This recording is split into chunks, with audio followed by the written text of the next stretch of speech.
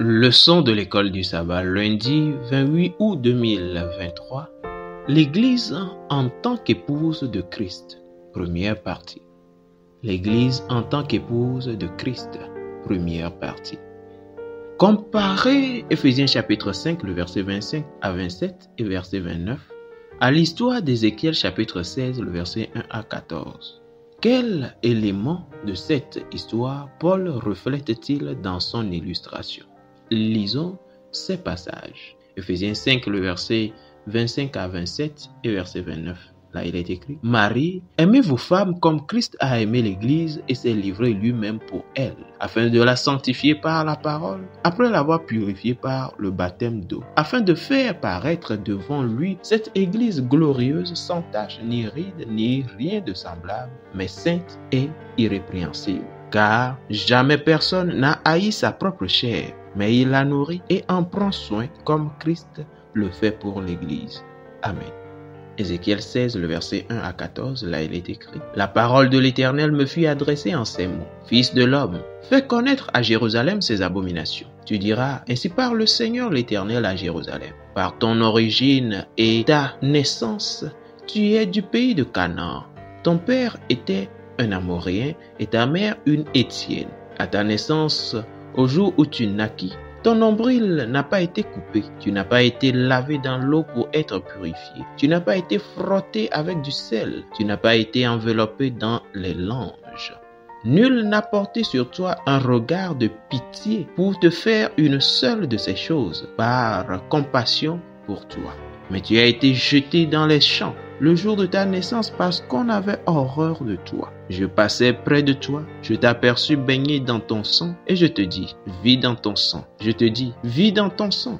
Je t'ai multiplié par 10 milliers comme les herbes des champs. Et tu pris de l'accroissement, tu grandis, tu devins d'une beauté parfaite.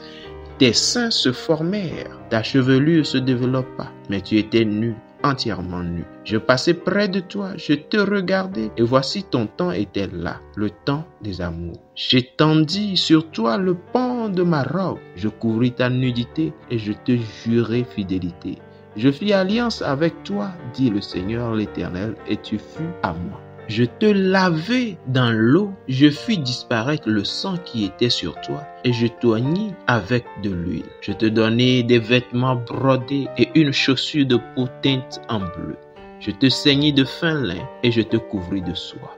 Je te parai d'ornements, je mis des bracelets à tes mains, un collier à ton cou. Je mis un anneau à ton nez, des pendants à tes oreilles, et une couronne magnifique sur ta tête. Ainsi tu fus paré d'or et d'argent, et tu fus vêtu de fin lin, de soie et d'étoffe brodée.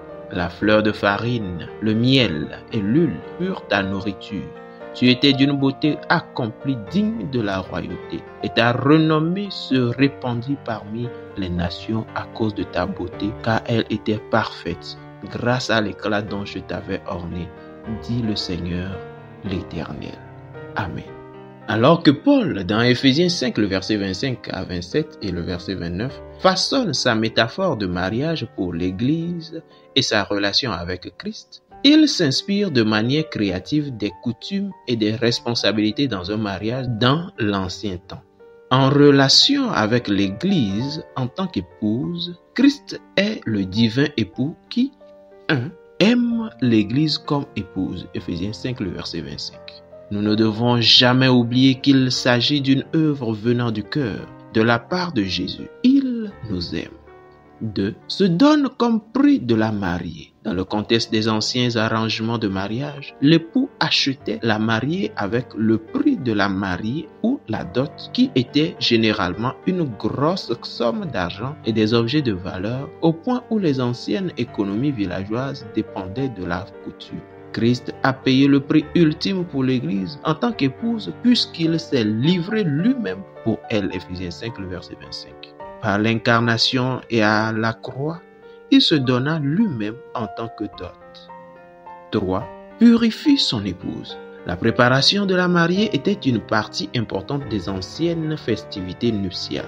Tout comme cela est également le cas aujourd'hui, ce sont les demoiselles d'honneur et les sœurs de la mariée qui la préparent pour la cérémonie.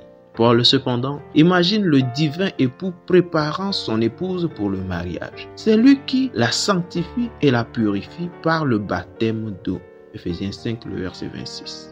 4. Prononce les vœux. La purification de la mariée est effectuée par la parole, Ephésiens 5, verset 26, indiquant les paroles que le divin époux dit à son épouse, peut-être dans le contexte de la cérémonie de fiançailles, comparé à Ephésiens 1, le verset 3 à 14, Ephésiens 2, le verset 1 à 10, notant les promesses de Dieu aux croyants au moment de leur conversion. 5. Prépare et orne la mariée. La mariée est enfin présentée à son mari. Elle est fabuleusement belle, apparaissant dans une splendeur sans faille. Ephésiens 5, le verset 27. Christ ne fait pas que purifier l'épouse, il la prépare et l'orne aussi.